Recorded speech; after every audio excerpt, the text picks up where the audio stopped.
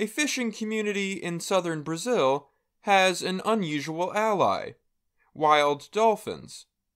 Stories of people and dolphins working together to catch fish go back thousands of years. But historians and storytellers have told the human side of the story. Until recently, it has been impossible to know how dolphins have benefited from the relationship. Now, sonar and underwater listening devices can follow them underwater and suggest an answer. In the coastal city of Laguna, scientists have used drones, underwater sound recordings, and other tools to track dolphins. The scientists can see how local people and dolphins cooperate and benefit from each other's work. The most successful humans and dolphins are skilled at reading each other's body language. The research was published Monday in the journal Proceedings of the National Academy of Sciences. The Laguna residents work with wild bottlenose dolphins to catch schools, or groups, of silverfish called mullet. It is an alliance that has been recorded in local newspaper records going back 150 years.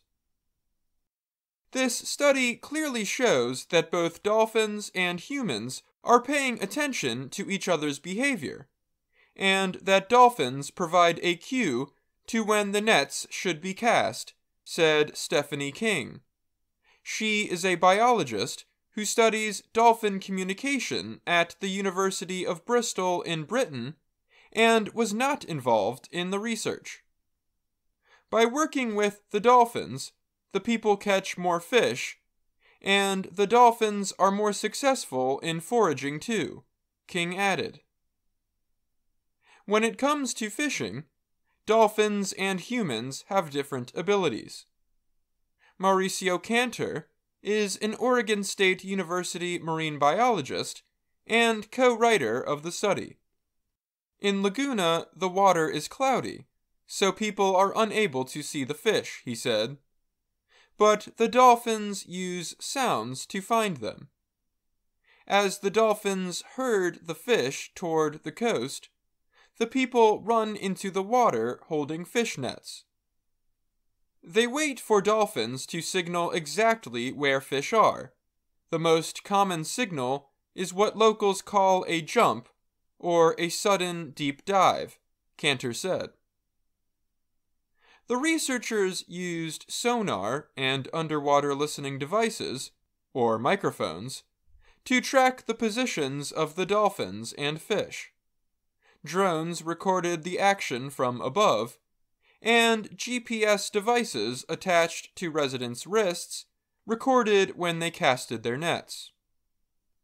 The more closely the people timed casting their net to the dolphins' signals, the more likely they were to catch a large amount of fish. When the nets fall in the water, it scares the fish. They then break into smaller schools that are easier for dolphins to hunt. Cantor said the dolphins sometimes also take 1 or 2 fish from the net. The Laguna residents group the individual dolphins as good, bad, or lazy. The grouping is based on their skill in hunting and likelihood of cooperating with humans, said Cantor. The people get most excited when they see a good dolphin approaching shore.